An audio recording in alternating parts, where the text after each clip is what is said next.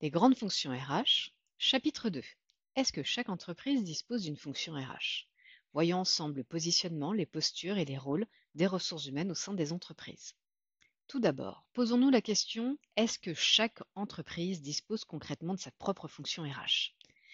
Avez-vous toujours été recruté par un professionnel de ressources humaines en entreprise? Là est une question à se poser. Est-ce que chaque entreprise dispose d'un professionnel concrètement des ressources humaines? Qu'en est-il? Mais alors, qui endosse ce rôle? Ceci va dépendre tout simplement de la taille de l'entreprise. En effet, on va retrouver principalement une gestion des ressources humaines, plus particulièrement dans les moyennes et les grandes entreprises. Qu'en est-il alors des TPE, PME, qui sont de taille moyenne au sein du paysage économique? Est-ce que cette fameuse casquette RH peut être endossée par diverses personnes? Oui, c'est le cas. En entreprise, ce n'est pas un métier premier pour ces petites structures qui sont des TPE-PME. On pourra ainsi retrouver en premier lieu le dirigeant de l'entreprise, mais également les managers qui réaliseront les recrutements. Vous aurez aussi à faire face aux DAF ou RAF, qui sont sur la gestion administrative et comptable, voire les propres comptables de l'entreprise, qui vont être là pour gérer la paye, la réalisation des contrats ou la gestion des absences et des congés payés. On sera alors sur une gestion des ressources humaines qui va être plus informelle et intuitive. Il s'agira alors d'une configuration particulière où tout devra passer par le dirigeant qui aura la mainmise sur la prise de décision. Quelles conséquences cela va-t-il avoir au niveau des managers? Leur rôle va se retrouver un petit peu plus réduit. Ils vont perdre cette casquette RH et ce qui va amener parfois au sein de ces entreprises à une perte de sens pour les collaborateurs et un désengagement à terme qui peut être à prévoir. Maintenant, quel est le positionnement selon cette taille de l'entreprise? Positionnement des ressources humaines et ce selon la taille de l'entreprise. Je vous propose de faire un parallèle entre les TPE-PME versus grands groupes. Dans ces TPE-PME, on va avoir un rôle qui sera principalement opérationnel. Nous serons au contact des collaborateurs, mais également des managers, et nous travaillerons main dans la main avec chacun d'entre eux pour gérer la partie administrative, recruter, mais également prendre en charge tout ou partie du développement des ressources humaines. Le rôle est alors principalement axé sur le terrain avec les acteurs terrain.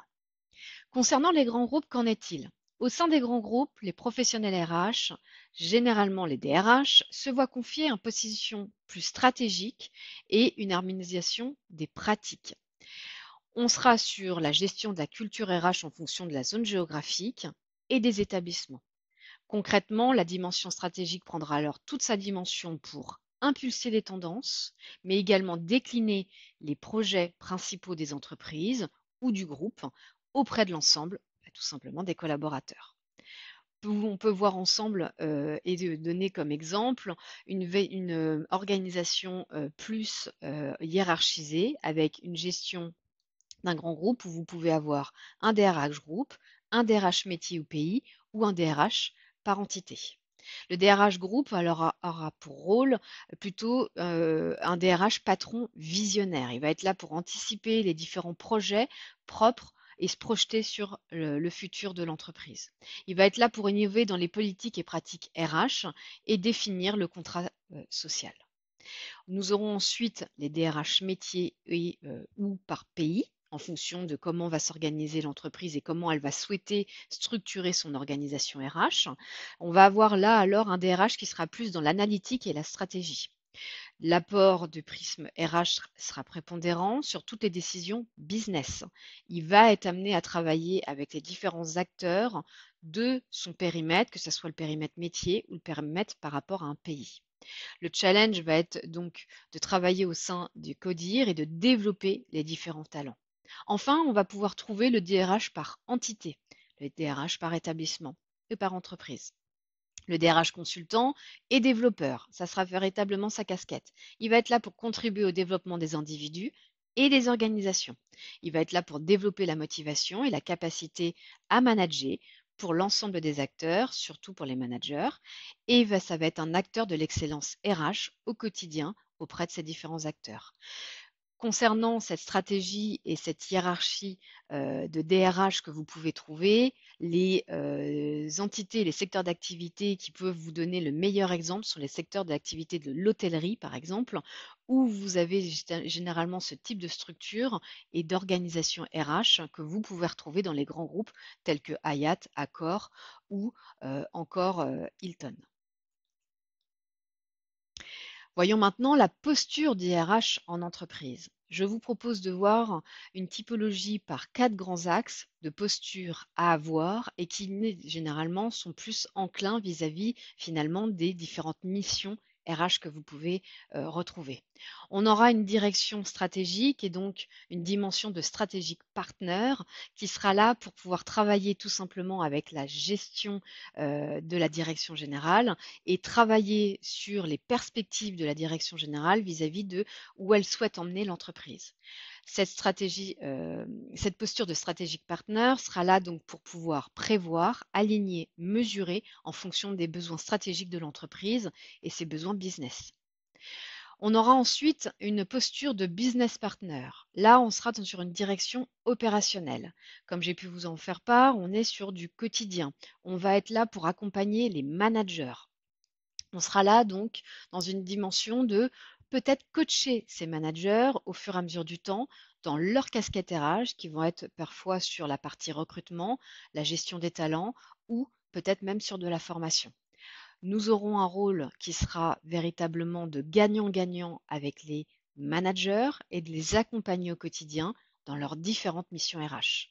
On sera là donc pour pouvoir manager les talents, coacher les managers et transformer l'organisation en fonction des stratégies de l'entreprise et de la stratégie principalement de l'entreprise et des objectifs de l'entreprise qui auront été définis lorsque nous avons eu cette posture de stratégique partner vis-à-vis de la direction générale.